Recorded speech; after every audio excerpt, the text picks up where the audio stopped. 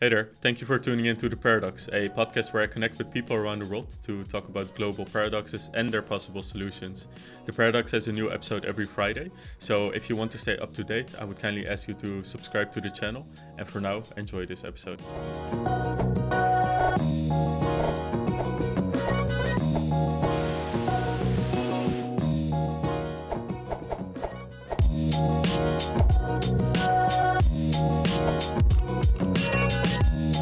My guest this week is Armaan. He is from Canada, from Nova Scotia, and he is Sikh. Do you want to introduce yourself? For sure, yeah. Like he said, my name is Armaan, and I am from Nova Scotia, from Eastern Canada. I'm 22 years old, a university student, and that's basically me. What do you study actually? I'm studying law right now. So, You're in studying Canada. law. Yes, yeah. Oh, super nice. Yeah. What do you think of that? Like, how do you find how do you call it, your study? To be honest, like it's pretty busy, and like it can be kind of tough sometimes, but overall, like I think it's a pretty good program. It's a little bit different in Canada too. Like to study law, you have to first finish 4 years of university before you're allowed to apply. So like I already did a 4 year degree, and then you like take your exams and apply. So yeah, so now I'm just in my first year of law school, so it's kind of still new for me, but honestly, it's a pretty good. I think it's a good choice. I think like in the Netherlands, there's this test in the first 6 months after you start law school, and if you don't pass it, then you can basically not continue. Is that like the same there? No, so in a sense, yeah, we do the opposite thing where it's like, so they kind of make you, so after you finish 4 years of university, then you're allowed to take the test. And then Like if a you, baby it, bar? Is it called a baby no, bar? no, not, so for example, like we take 4 years university, but we're not studying law. You study something else. Like you have to have a degree, like in some other subject, and then you're allowed to take the exam, which is like this American Canadian exam, same system. And then basically you apply with your undergraduate degree as well as with the exam marks. But then once you're kind of in the program, it's unlikely that you'll leave the program because you already like spent 4 years of studying and then a whole exam. So they're not gonna like then throw you out unless you really mess up, I guess. But Yeah, I mean, like if you put all that time and like effort into it, like it would also not be a smart decision to just exactly, yeah, quit. yeah. And so everyone in my class, like people have 4 year degrees in like engineering, nursing. Some of them are chemists. Like I did psychology, history in my undergraduate. Like some people have master's degrees already before they actually come in. So they make you study a lot just to get to law school here. So once you're there, they're like, it's okay. Got it. And I've already mentioned that you're from Nova Scotia. For those who don't know, Nova Scotia is a state in Canada, right? It's a Yes, state. it's a province. Yes, we don't have states It's like really. on the utter east, like Yes, eastern side so of Canada. yeah, it's one of the Can you tell me a little bit about like the state and then also how your family got there? And maybe also the demographics a little bit. Yeah, for sure. So basically, my parents immigrated here between, I guess, well, my father came much earlier, so in the 1970s, from India, and then my mom came in the early 90s. Yeah, my mom and dad basically came in the between the 70s to the 90s. Ended up in Canada. Most immigrants, especially those from India, first start in like the Toronto area, which of course is the biggest city. And so they started there, and like my father grew up there, and my mom came later. But then, very early into their marriage, after they had my older brother, he was still a baby. They decided basically to move, and it was mostly for my father's work, um, because he worked with like kind of airlines and stuff. And so there's some stuff that happens over here even though this area is more kind of remote in the east. So yeah, so essentially my family settled in Nova Scotia in I think 1993, which at that time Nova Scotia was like definitely overwhelmingly people of European origin. Like it was a very white part of Canada. So we were one of the fewer minorities who lived in this part of the country. Versus at that time in Toronto, where my parents had been, it was already very diverse, even in the 80s and 90s. So, can you tell me a little bit about like the stories that they've told about growing up as a minority, and how does that reflect on how you have grown up in Nova Scotia? Like, how did you experience like growing up as a minority? Mm-hmm. Well, honestly, it's a very different thing for my mom and dad. So because my mother actually just came as an adult, and she came essentially in the 90s. She never really grew up as a minority. Like she just came as an adult, and so she didn't really have any of that kind of experience. Whereas my father, because he was 9 years old when he ended up in Toronto, and it was the 1970s. Of course, for him, he was like, yeah, it was definitely a very different world, and like even Canada's changed so much in Europe too, where like, of course, like, yeah, they experienced a lot of racism and a lot of weird stuff. But at the same time, I think like he always mentioned like how they still had a pretty good community going in Toronto, of other like Indians and of other just, and because also the thing in Canada too is that, there always was lots of diversity, even at that time, just because it's a country full of immigrants. So he talked about how, yeah, there was a lot of good community stuff, especially in Toronto, but of course racism was pretty rampant. Um, and and so yeah, so for him it was very different. For me, however, even though I grew up in a place that's probably more white than where my dad grew up, even though the time changed, I luckily didn't really experience any kind of like direct racism, because obviously it's like it was I grew up in the 2000s, so like luckily like Yeah, I think it has to do with the timing as well, right? Like society has like progressed in that sense. exactly So, like yeah, like technically I grew up in a place that's less diverse than where my dad grew up, because even the 70s in Toronto is more diverse than the 2000s in Halifax, which is my city. But because forget the whole demographic thing, just the society itself changed so much that luckily, like, no, it wasn't too bad here. I mean, my biggest thing is just experiencing ignorance, which is common, I mean, in a small region like this. But yeah. yeah. But I feel like it is because the perception obviously changed of I think like in the 60s and 70s, unless you were, I think it was mostly a European thing. There were a lot of Europeans that actually traveled to a place like India and blah blah through like the Silk Road, but also they called it like the hippie trail, like Yeah. the hippie trail. They traveled through like Iran and Afghanistan and stuff, but that was more like hippies, European hippies. But I Yeah. feel like if you weren't like that in that time, you probably would think that the world looked very different than it actually looked.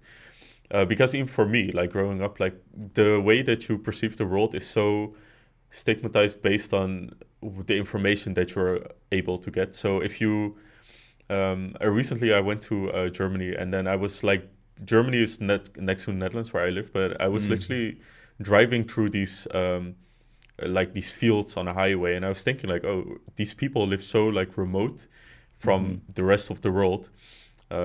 So I can sort of imagine that it would be strange if they would like see me or meet me, and then they probably don't see a lot of people like me here, And that was like one part. That's like the country next to me.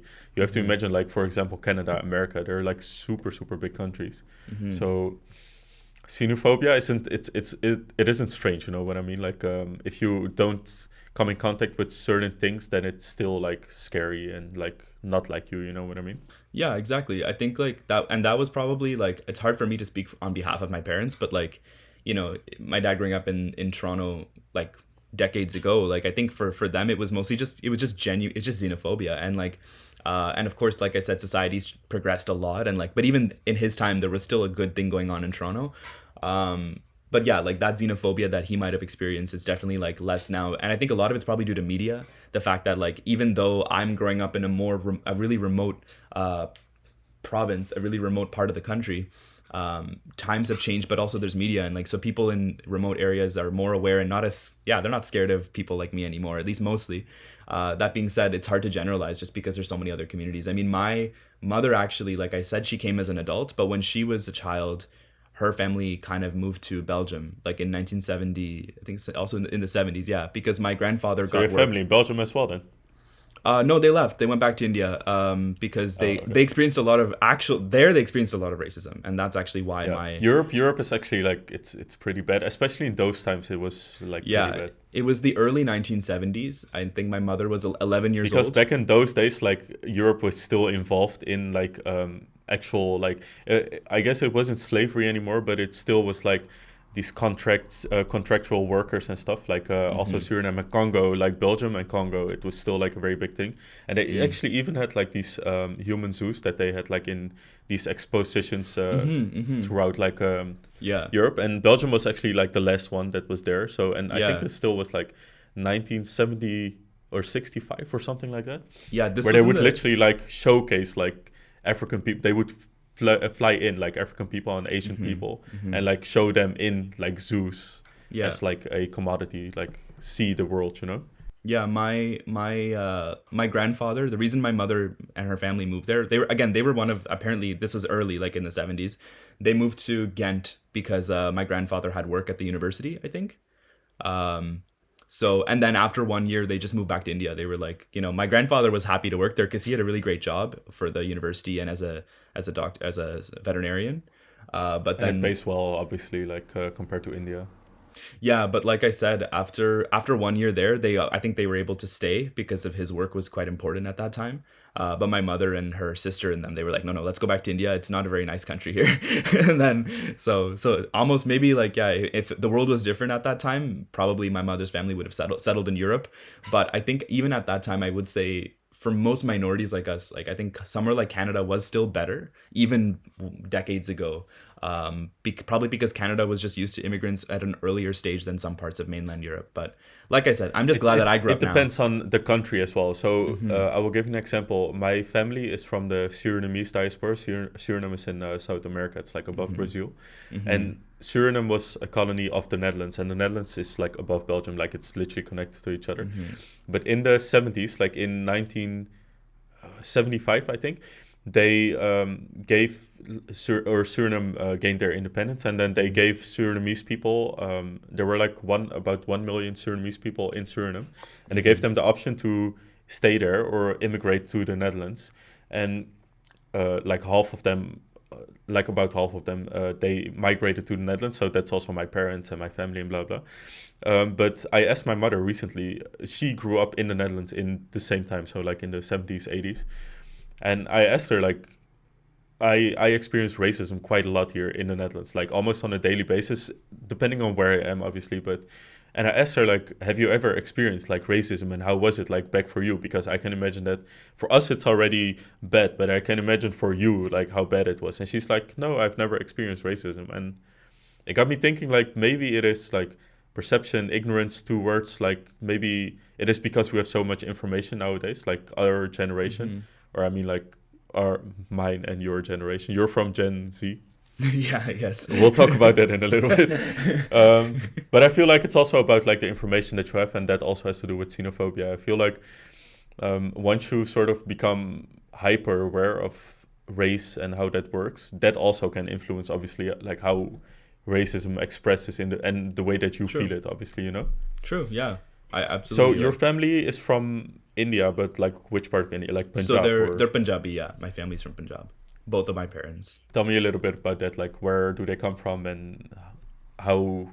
Yeah, so basically my essentially, well, yeah, both are from Punjab, from different cities, of course. Like my mom is from Ludhiana. My dad is from a city called Chandigarh or Firozpur originally.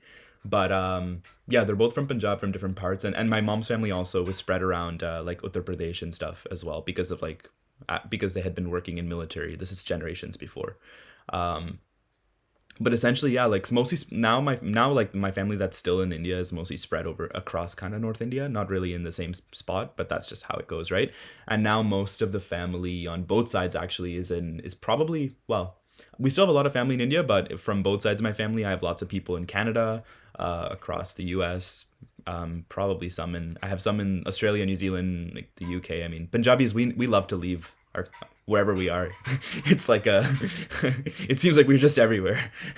Punjabis are very, very spread out. I will say that. Like, I feel like of all, no, I will take that back. I think like Gujaratis are mostly spread out, but Punjabis are like almost everywhere as well. Yeah, I think people typically when people think of immigrants from South Asia, they think of Punjabis and Gujaratis. And it's yeah, that's definitely the two communities. And it's almost funny. It's wherever you go to a country, if you find one, you'll find the other. So if you find Punjabis, you'll find Gujaratis, so and then usually you'll find Bengalis. But yes. That's kind of how it I goes. feel like Bengalis it's more like a new stream. Yeah, for sure. Yeah, I think a lot of it is like historical too. It's just the fact that in the empire, we were working for the British mostly, and they were like putting us everywhere. So then we kind of got a taste for it, and we're like, yeah, let's go. I don't know. So we've talked about your summer as well. Like you went to Lake Alberta. Is it called Alberta? So it's another province in Canada. It's called, yeah, the province is called Alberta. I spent the summer in like a small village called Lake Louise, um, which is, yeah, I just find in that interesting because I'm just like talking about South Asian culture in general. I feel like it's not common to go somewhere for the summer and then just like be free and do your thing and blah blah, or at least like it's not always supported. I am lucky that my parents have been like that, and I guess yours might be like that as well. But like, do you just tell me a little bit about that whole experience, and also in that sense, how you deal with like culture compared to like wanderlust and traveling and stuff like that? yeah, for sure. I feel like yeah, definitely, like it's in our you're right, in our culture it's not really super encouraged to like sometimes do stuff like that. And I wouldn't say like my family like encouraged me, but I think it just kind of was a thing where I just simply think my family just knows that I'm someone that really loves to travel, really likes to experience different places and different types of people. And we live in a lovely place, but obviously it's super remote and small. So even more so, it makes me want to like go out and do stuff. So I'm always like that. And like, I think and even other people in my family are like that too. So maybe it's just us particularly, but I think definitely eyebrows were raised, kind of like, why do you want to go all the way there and do all that? Are you sure? But I just kind of was like, I got a job over here. I'm gonna go, right? So, I feel like if I was just going somewhere away to, uh, with no good reason, I think I would be questioned more. But because I'm going away for like a job, then it's a little bit different. So even like, yeah, like when I'm trying to think, the summer before COVID hit, I was working in Quebec, like in Montreal. And then the summer when COVID hit, I had to work here in Halifax, and then last summer I went to Alberta. So these are all just like different provinces. I just really thought I was like, wow, like we have a big country. It'd be really cool to see it. And I was like, well, how do you do that without any money? Well, you have to get a job. So why not, right? So that's basically how I did it. I was like, I loved being in Quebec. I loved being in Alberta. Got to do some traveling, some working. Like, why not? And now, I mean, I think my family's used to it. They're like, okay, he's gonna go. So the season of this podcast, like the first season, is about like the internet paradox, and the internet paradox basically is the idea that I really grew up in like social media, and I'm a millennial, you're a Gen Z, so you're sort of from the generation that it kind of already was established, right? When you were a teenager. Yeah. So the internet paradox is basically the idea that a social technology, in this case the internet, actually pushes us more from each other instead of like connects us towards each other, in the sense that there's like this filter bubble, right? Like you literally see what you want to see. Like there are algorithms that literally determine what you see. And I was wondering, as someone from Gen Z, I notice a lot that, especially now in social media, there's like this whole idealistic idea of like traveling and luxury and this and that, you know. How do you feel like your generation has sort of been affected by that unrealistic standard of like achievement and overachievement, you know, like capitalism in general? Yeah, wow, that's a deep question, When I think about it, I mean, I think definitely, yeah, like we sort of are like the Instagram generation. We're very like, everyone is like, the internet was around for as long as I can remember. And obviously like, yeah, like this is kind of like, social media is just like something almost ubiquitous. Like it's just like half of life is virtual now. So I mean, I definitely have also noticed the phenomenon of sort of this like, yeah, like this social media branding, these luxurious lifestyles and these kind of things that seem attainable but aren't really. And I think that it definitely has impacted us. But I think also like another thing about my generation, I mean, it's hard for me to speak for a whole generation, but I also think that the longer that this goes on, the more kind of conscious people also get. Like, I think it's getting to a point where it's like people are realizing, wow, like, social media is just like a lot about aesthetics. It's not really real. It's not meant to be real, And in many ways, we even kind of participate in that. Like, and we're shameless about it too. My generation is literally like, I feel like we're just like, oh, like, this like bougie fancy video of like being here and doing this, I know that's fake, let's recreate that and do another fake one. Like, it's like no one is really taking it as seriously as maybe they did in the beginning, like, oh, this is really a thing. It's kind of like, oh, we know it's all edits, we know it's all this and that, and we kind of are like more just it's not shocking, like it's just like, oh, it's just a fantasy. Right. So it's actually funny that you're saying that. I was wondering, because we've talked about movies as well. I feel like movies, in a sense, are also a fantasy. It's fake, like it's a idealistic version of a world that we want to live in. What is your favorite movie, and do you think that movies are a justified way of like fantasizing about like utopic world and stuff like that? Oh wow. I mean I definitely agree. Like movies were like the first like the original social media, I would say, honestly. Like I mean I know OG like social media. the OG social media before there was social Yeah. media, they were moving pictures, you know. It's kind of like it's giving you the same thing, and you can't participate really, but like like of course, yeah, it's a fantasy, and people know that. I think my own personal favorite movie, like that's really hard for me to say because I just really don't have one. But like, you know, when you just talked about like fantasy and stuff like that, it just brought to mind like that movie Howl's Moving Castle, like that like animated movie, from Studio Ghibli. It's a Japanese movie. It just like came to mind. It's a very like surrealist animated film. I think from around like, maybe the early 2000s. But it just basically you just reminded me of that movie because I was just thinking of this kind of like surrealist sort of like fantasy that we get, and it's like, you know, I think that honestly it's the same thing. It's like on the one hand, it's like everyone knows that, oh, movies are just fake, like it's not real. But then there's this weird thing of like, and yet it still influences us, right? And yet we still actually like are it's subtly influenced in subconscious ways. So I think media is like that in general, where like the population is a lot smarter now, a lot more informed. We know advertising is fake. We know social media is fake. We know movies are fake. And yet somehow all of these things have this profound impact on us. And I think that just shows kind of like what humanity is like. Like we just kind of are like, of course I wouldn't fall for that. And then we do anyways. So I think it's don't know. like also unconsciousness. They say that we literally know more about the universe than about the human brain, and I feel like we don't know much about like subconsciousness and even like how dreams work and stuff. We haven't figured that stuff out, you know. Absolutely. So my final question to you would be, where do you idealistically hope that society is heading in, let's say, like the next 10 years, 20 years maybe? Next 10 or 20 years, huh? I mean, I really hope society. Ooh, that's again, a very deep question, which I am not qualified to answer. Like, but my biggest hope for society, I think maybe That's what you get on this podcast.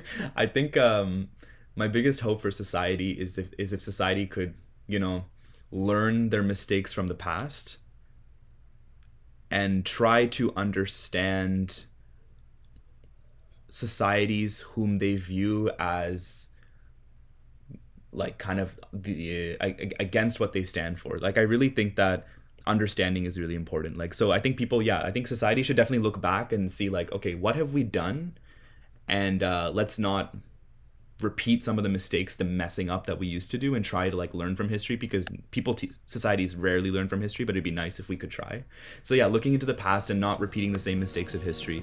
And then especially I think though, like societal understanding is really big, because if we live in an age of like information wars, and we live in an age of like where like we're being told so many narratives and perspectives, I think it's really, really useful if you're able to take on the perspective of someone else, especially the perspective of people that you don't agree with, or people who you fundamentally especially disagree with. I think, you know, everyone's tolerant and everyone's respectful until we hate someone, right? And then suddenly respect and tolerance is gone. I mean, it's not really tolerance. Until we find the difference between yeah, definitely. Yeah, we love like diversity and tolerance until we find a particular view abhorrent, or we find it backwards or something, right? Then suddenly it doesn't like suit us anymore. Until it doesn't suit us anymore. And in my mind, I'm like, well, what's the point of having any of this tolerance and respect if you can't do it to the people that you naturally hate?